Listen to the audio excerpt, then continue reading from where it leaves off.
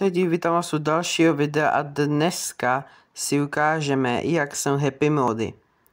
Stačí na Google a tam si najít happy mode. Jako napsat happy mode. A je to hned to první, tedy tohle. Dáte happy mode. A tady dáte download. Tady musíte chvilku počkat, než se vám to stáhne. Tady vám se to bude stahovat. Trvá to ani ne chvilku. Ještě budeme muset chvilku počkat. A lidi, na tohle video nemusíte dávat lajky, ale byl bych rád, kdybyste dali co třeba i odběr, ale jestli chcete, můžete i na to video dát lajky. Když to máte už stáhlý, dáte ty happy mody a teď dáte otevřít.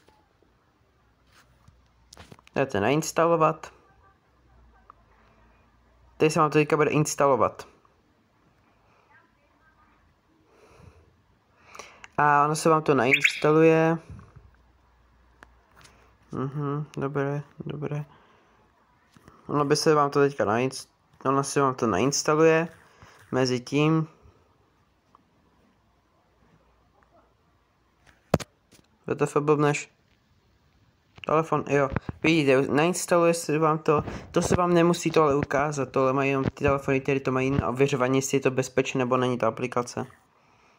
A budete to mít tady. Ale já už to tady mám stažené happy mody. No a tady můžete vidět, jaké hry ještě budou na natočení.